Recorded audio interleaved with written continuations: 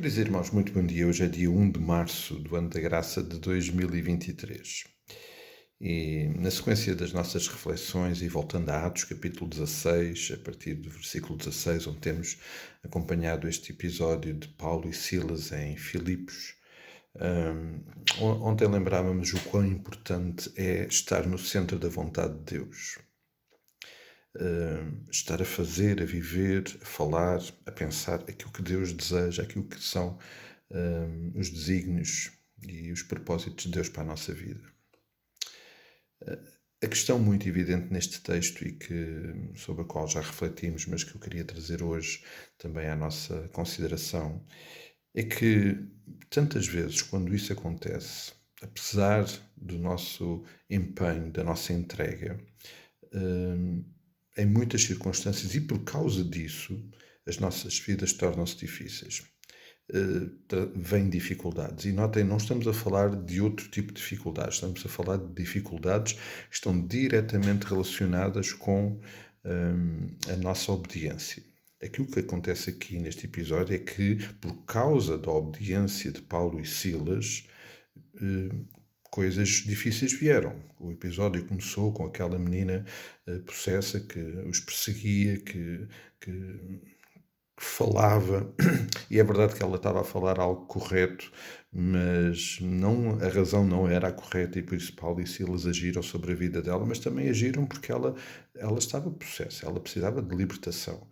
E isso causou dano para os senhores que exploravam e que tiravam proveito dessa condição dela, e o que nós vemos a partir do versículo 19 é que esses homens levaram Paulo e Silas perante as autoridades da cidade e o versículo 21 diz: propagando costumes que não podemos receber nem praticar porque somos romanos. Então levou que a multidão se levantou, os líderes e os responsáveis ficaram indignados e então açoitaram Paulo e prenderam Paulo.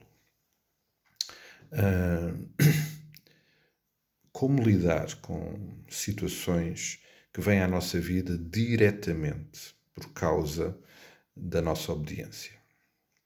Se as dificuldades, de uma forma geral, são difíceis e tantas vezes abalam a nossa vida de uma forma tão difícil, como lidar com as dificuldades que vêm à nossa vida pela única razão que estamos a fazer aquilo que Deus quer, aquilo que Deus deseja para nós, e estamos a viver, a proclamar a palavra, o Evangelho.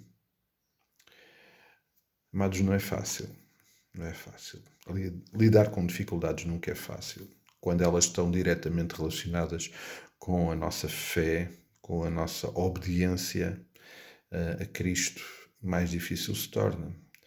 Mas é neste momento, amados, que de facto esta fé que nos leva a obedecer, tem que ser realmente alicerçada, firme, forte, suficientemente forte para não permitir que vacilemos.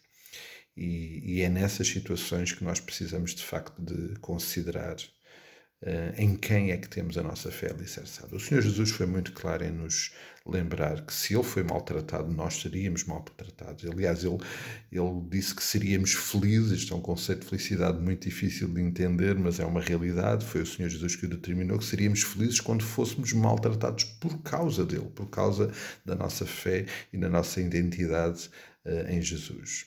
E por isso é natural que isso aconteça. É natural que sejamos rejeitados, é natural que sejamos incompreendidos, é natural que até dificuldades venham à nossa fé pela simples razão de que somos crentes, somos filhos de Deus.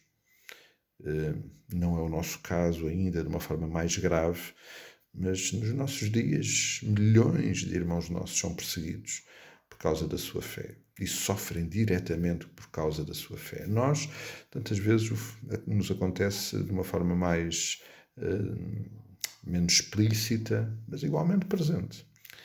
Amados, precisamos de nos alicerçar, precisamos de saber em quem nós temos a nossa fé alicerçada, olhar para Cristo, libertar-nos de tudo aquilo que nos embaraça e, como diz lá Hebreus capítulo 12, seguir esta jornada com os olhos em Cristo, sabendo que Ele é o autor e o consumador da nossa fé.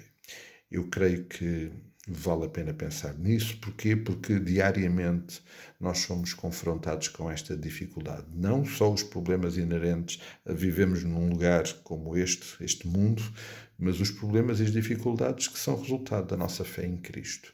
Precisamos de olhar para elas como, bom, eu diria quase como um prémio, porque elas confirmam que estamos no caminho certo e a nossa fé está alicerçada na pessoa certa. E se assim for, o Senhor certamente honrará as suas promessas, cuidando de nós, sustentando-nos e dirigindo e abençoando as nossas vidas. Creio que vale a pena pensar nisto. Vamos continuar a cuidar-nos em oração. Esta é uma área que naturalmente também necessita do nosso cuidado, da nossa proximidade, acima de tudo da nossa dependência do Pai. Um forte abraço, até logo, até amanhã, até quando o Senhor assim o permitir.